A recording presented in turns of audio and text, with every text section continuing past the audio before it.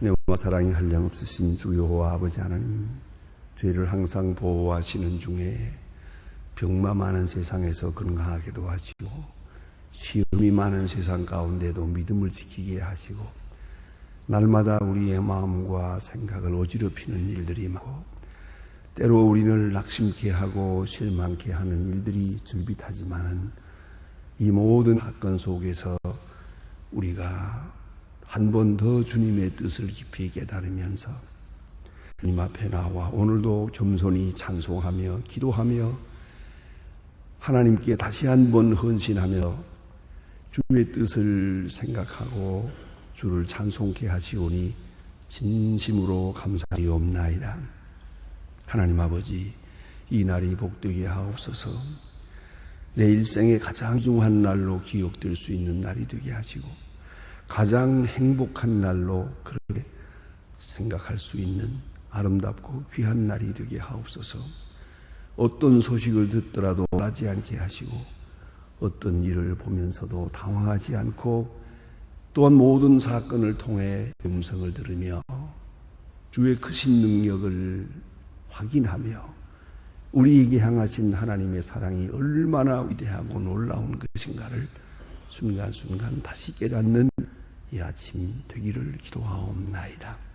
이 날이 있음으로 복되게 하시고 이 날이 있음으로 그간에 맺혔던 문제를 풀고 이제 확실하게 온전하게 헌신한 이제 오늘 이후의 생이 되기를 기도하옵나이다. 이제는 감사하며 살게 하옵소서. 이제는 칭찬하며 살게 하시고 이제는 위로하는 사람으로 살아가게 하옵소서. 다소라도 물질적으로나 신적으로나 모든 면에서 섬김을 받으려는 마음을 깨끗이 지워버리고 이제는 섬기는 마음으로 그렇게만 살게 하여 주시옵소서. 주여, 주님 사랑하는 마음으로 이웃을 사랑하며 주님의 사랑을 받은 그 마음으로 원수를도 사랑할 수 있는 저희를 되게 하여 주시옵소서.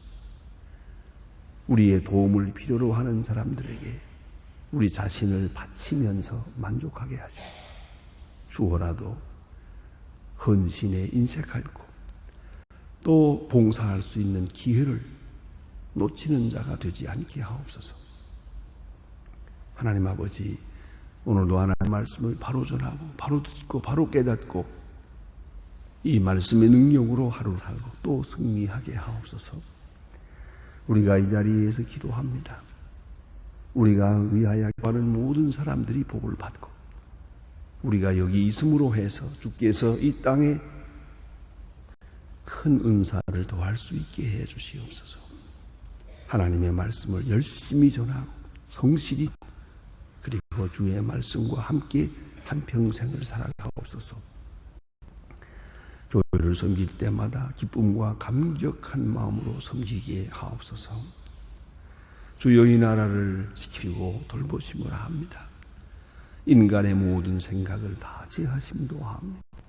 주여, 이 혼란 속에서 바른 질서를 창조하게 하시고 무너지는 일이 세기 위한 과정이 되게 하시고 인간의 생각이 이제 궁극에 이르고 끝나게 하나님의 거룩한 능력이 조용하게 나타나 주시기를 기도합니다. 아버지 하나님, 이 혼란과 이 무질서와 그리고 이 종이 하나님의 큰 섭리 속에서 아름다운 미래를 창출하게 하여 주시옵소서. 대통령에게 밝은 총명과 지혜 주시고 위정자들과 그리고 모든 경제, 문화, 정치, 교육 지도자들에게 겸손함과 믿음과 성실을 주시옵소서. 하나님 아버지, 온 국민이 하나 되게 하시고 더 이상 비방하며 무르짓고 그리고 홀뜨고 그리고 분쟁하는 일이 없게 하시고 이제는 하나가 되어서 이 어려운 난국을 함께 타게 나갈 수 있는 큰 은사를 도와시옵소서. 주여, 이 말에 소적 사명을 잘 감당하는 나라도 되고 민족이 되게 하여 주시옵소서. 하나님 아버지, 오늘도 저 북녘 땅의 은총을 도와시옵소서. 가난과 억압과 고통에서 건져주시고 주의 크신 뜻이 이루어지기를 바랍니다.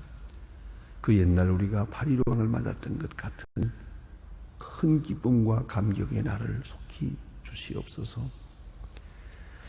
주여, 우리에게 계신 고아들을 주의 말씀으로 성실하게 잘 양육하게 하시고, 또한 주께서 우리에게 맡기신 병원이나 혹은 과학기술대학을 아름답게 건축해서 북한의 굳게 닫힌 문을 여는 계기가 되게 하시고, 모든 대사업이 중단되고 있으나 이 하나만이 지금 진행되고 있사온데 아름답고 귀한 결실을 맺게 하옵소서.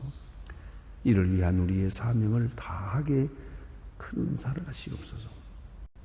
하나님 아버지, 오늘도 해외에 있든지 여행 중에 불문에 나가 있는 젊은이들, 공부하는 자녀들, 유학생들 하나하나 다 돌보시고, 병중에 있는 자와 슬픔을 당한 가정, 시험당한 가정에 오늘 새로운 위로를 더해 주시고 소송케 하소서. 주여, 의료 선교와 봉사에 나가 있는 하나님의 사람들, 거룩하신 뜻을 따라 성실하게 오늘도 봉사하며 큰 기쁨을 얻게 하옵소서. 주의 능력이 그들과 함께 하여 주시옵소서. 하나님, 이 날이 복되게 하시고 주의 거룩신 뜻을 이루어 드리는 가장 행복한 날로 기억되게 하소서. 주 예수 그리스도의 이름으로 기도드립니다. 아멘. 하나님의 말씀은 사도행전 13장 1절부터 봉독하게 됩니다. 사도행전 13장입니다.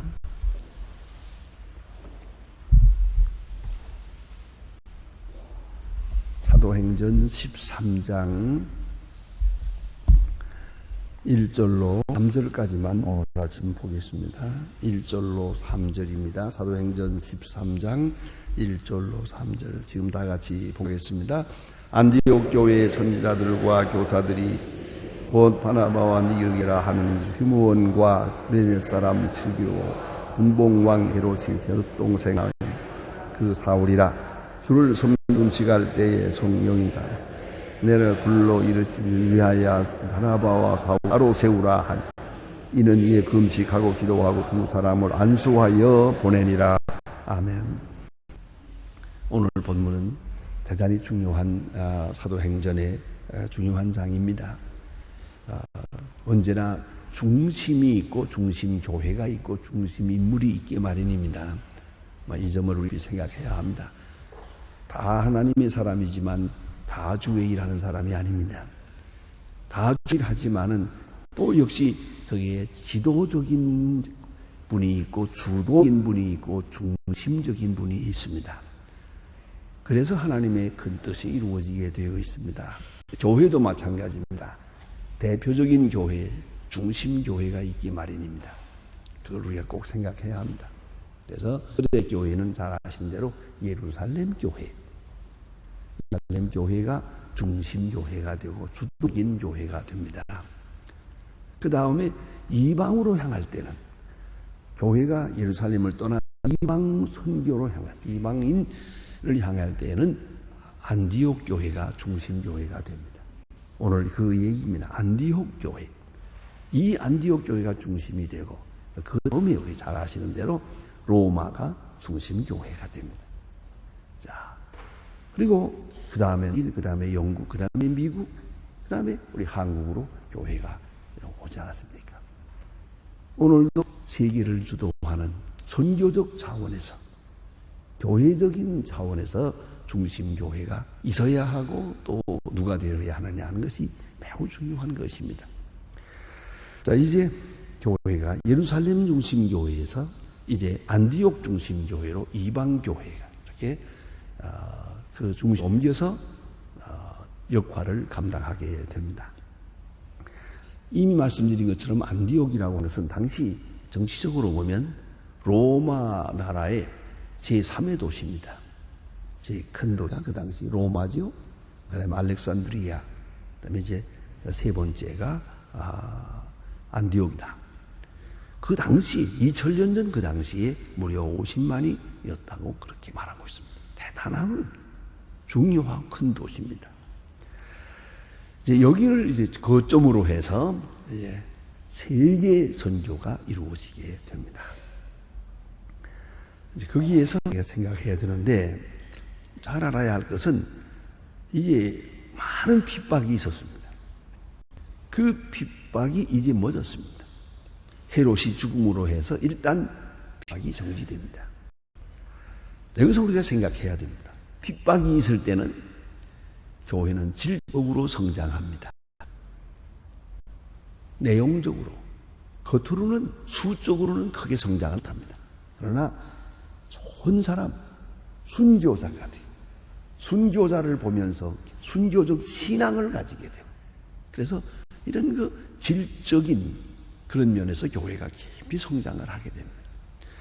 또 핍박이 없으면 어떻게 되느냐 하면 양적으로 성장을 합니다. 근데 이 관계가 함께 이루어지면 참 좋으련만 그렇지 못할 때가 많습니다. 그래서 핍박이 있을 때는 지하로 들어가면서 질적으로 성장합니다. 핍박이 없을 때는 양쪽으로 성장하는데 양쪽으로는 성장하나 질적으로는 좀 떨어집니다. 그것이 현실입니다. 우리 한국 교회가 보세요.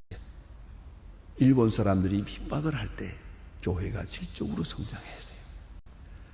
또 6.25 전쟁 때 큰 난리를 치르고 있을 때 교회는 질적으로 성장했습니다. 전쟁이 끝난 다음에 해방된 다음에 양쪽으로 확 그저 불일듯이 교회가 부흥이 됐습니다. 부흥은 되서나 여러분 잘 아시는 대로 교회가 분리됩니다. 그리고 서로 비방하게 되고 아주 참 있어서는 아니 될 그런 사건들이 많이 있어집니다. 이 모든 일들이 양쪽 성장하는 가운데 있었던 사건들입니다.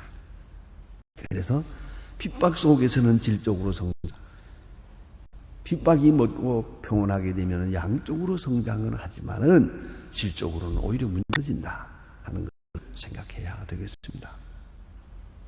이 외적으로는 그런 호전되어서 열심히 복음을 전하게 되는데 역시 복음 전하는 데 3대 요건이 있어야 돼요. 이건 절대적인 요건이에요. 첫째가 순수한 복음, 그 다음에는 성령의 역사, 그 다음에 세 번째는 복음을 전하는 사람, 인적 자원이 필요합니다. 인격을 통해서 전해지는 거예요. 성령의 역사라고 해서 성령 혼자 역사하고 우리는 가만히 있어서 되느냐? 이게 아니에요. 사람의 만남을 통해서 베드로가 고넬료를 만나서 복음을 전할 때에 성령이 역사한 것처럼 복음과 복음을 전하는 자와 그 성령의 역사, 이 3자 함께 하는 것, 동시적으로 역사합니다. 그걸 잊지 말아야 합니다. 그래서 인재가 필요합니다. 지도자가 필요합니다. 바른 지도자, 능력 있는 지도자 꼭 필요합니다. 믿음이 있는 사람, 중요한 사람, 또한 성경 지식이 충분한 사람 또 하나 있습니다.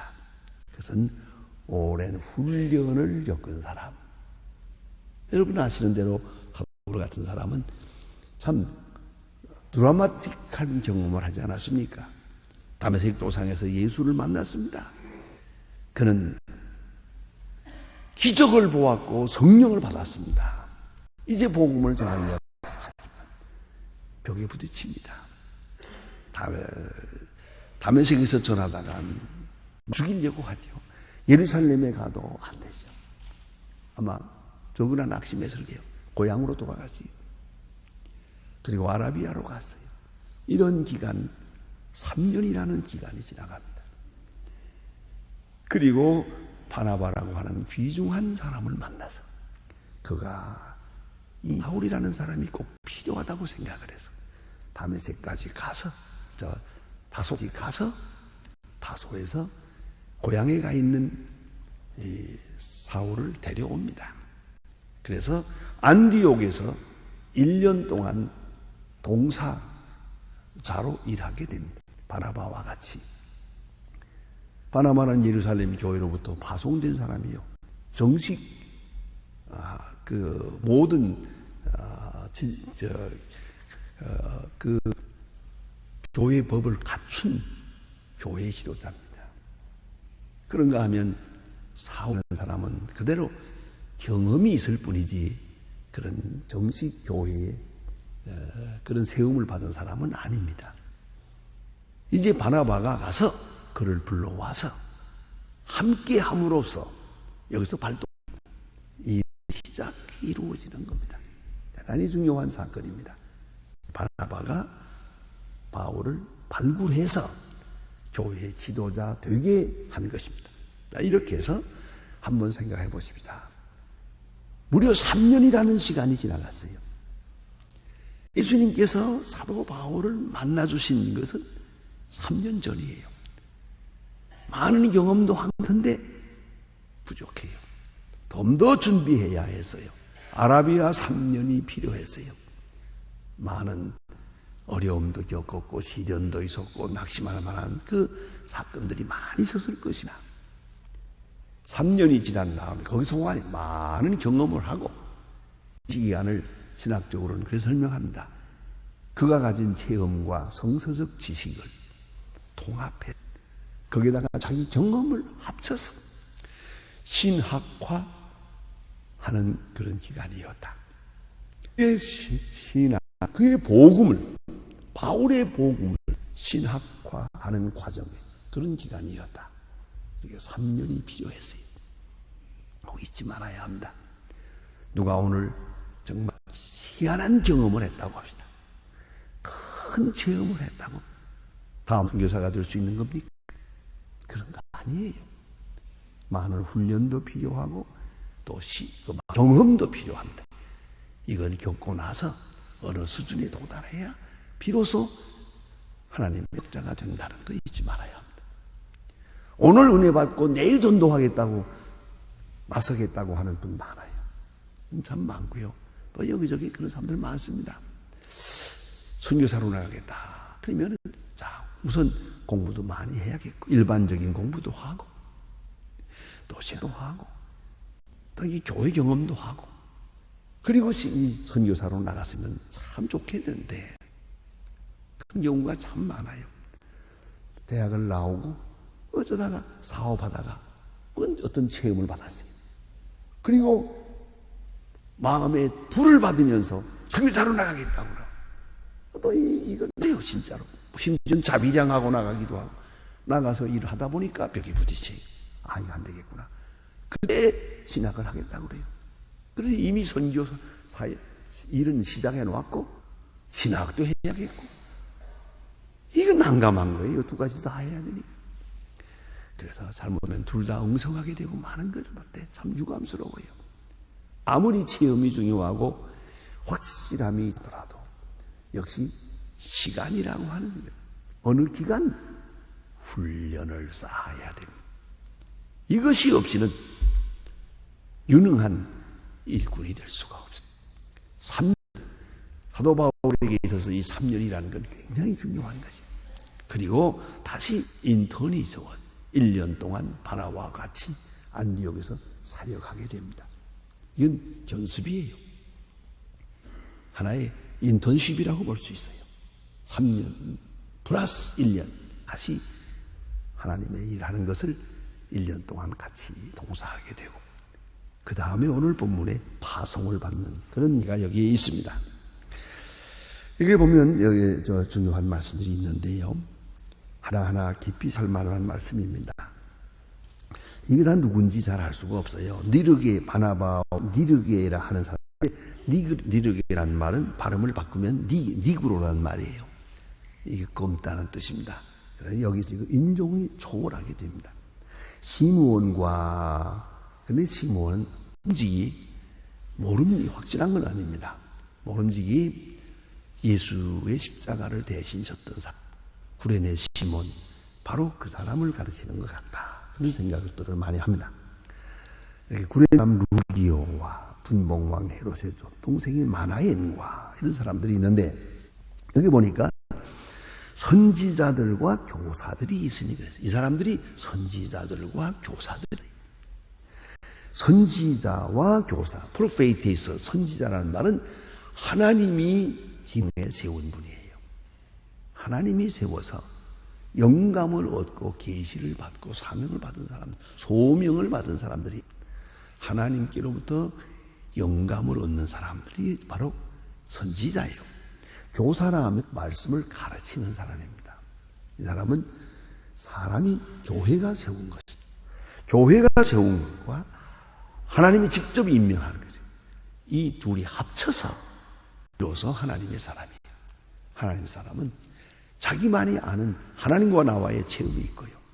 그런가 교회가 그 법을 따라서 세운 언어력을 인정해서 세워준 교사, 이런 두 가지를 함께 해서 교회 지도자 되는 것이었습니다.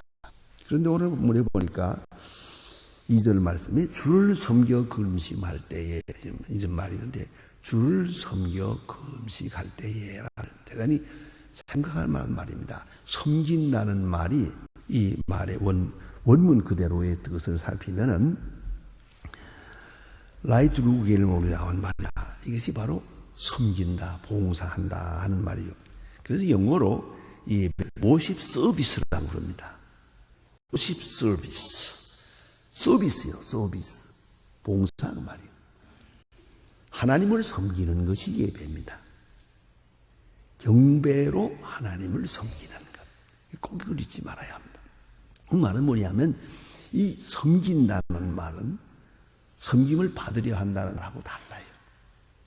우리는 예배해서 무슨 소원을 성취하려고 복을 받겠다, 그런 얘기가 아니에요. 또 복을 받기 위해서 하나님 앞에 제물을 갖다 바치고 그리고 대가를 요구하는 그런 뜻이 아닙니다.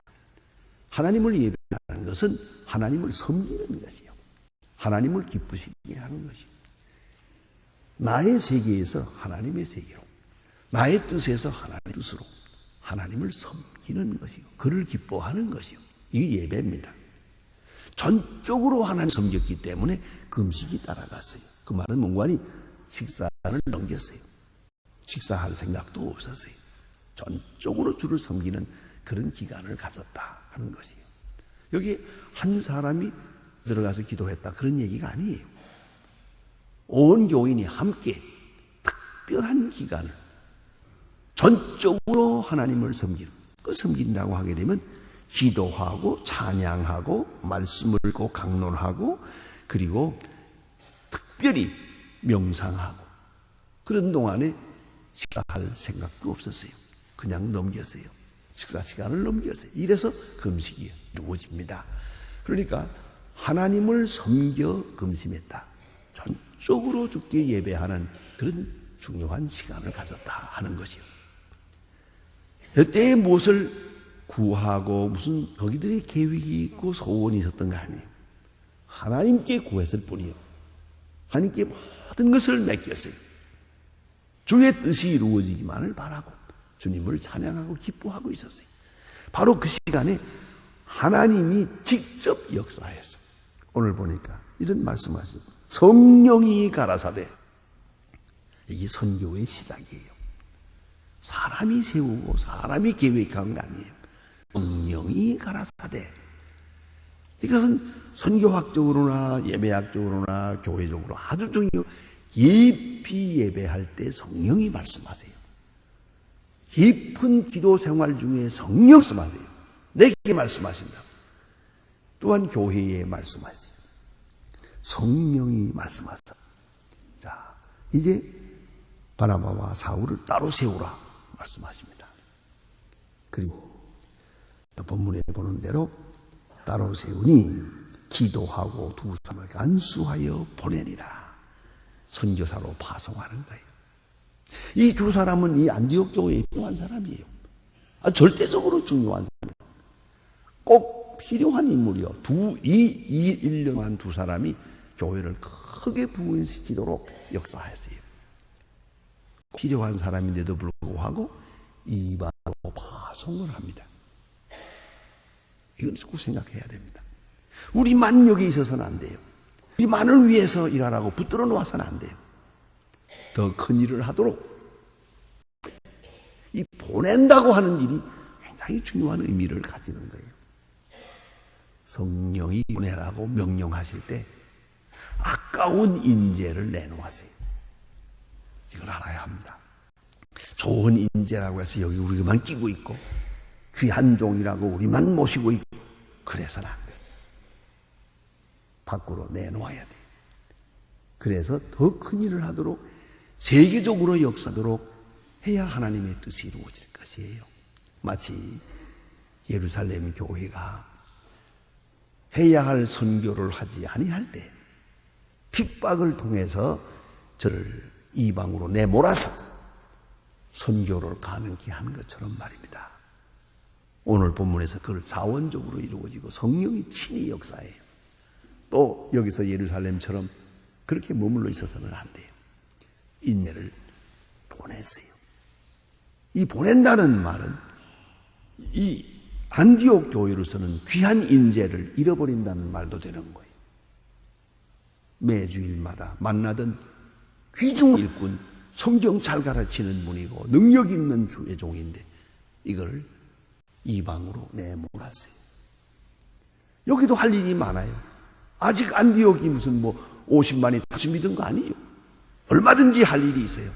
그러나 이건 또 다른 사람에게 맡기고 내보내야 했어요. 인재를 내보냈다. 주의 종을 출중한 바나바와 바울을 내보냈다는 것 대단히 중요한 것이에요. 이름으로써 교회가 세계로 향해서 이렇게 확장하고 큰 역사를 이루게 되는 게 아닙니까? 그래도 우리는 귀 좋은 분일 때는 우리가 가지고 있고 우리 목사님은 우리만 모셔야겠다. 그렇지 않아요. 그래서는 안 돼요. 내보내서 이만했으면 됐어요. 또 더 큰 일을 하도록 그렇게 보내드려야 한다. 안디옥 교회로서는 큰 손실일 것입니다. 아쉬운 일일 것이죠. 그러나 성령이 말씀하니 누가 말려요? 저들은 성령의 역사에 순종해서 보내고 싶지 않은 분이요, 귀중한 분이요, 함께 있고 싶은 분이요. 그러나 바나바와 바울을 내보내서 선교 사역을 감당하게 합니다. 그러기 위해서 이 말하는 샌딩 바디가 됩니다. 자, 기도하고 안수하고 보내지요. 그건 영적으로도 중요하고 보내고 위해서 기도하지요. 기도의 응원 아주 중요한 거지요. 네, 보내고 기도하고 또 가는 비용을 저들이 감당하게 되는 거죠. 선교사를 보내고 돈을 보내고 정성을 보내고 사랑을 보내고 기도를 보내서 바나바 바울은 그 성원과 그 기도와 파송을 받아서 이제 세계 선교 여행에 출발을 하게 됩니다. 이렇게 해서 복음이 세계로 전해지고 로마까지 전해지고 귀한 역사가 이루어지게 된 것입니다. 기도하십니다.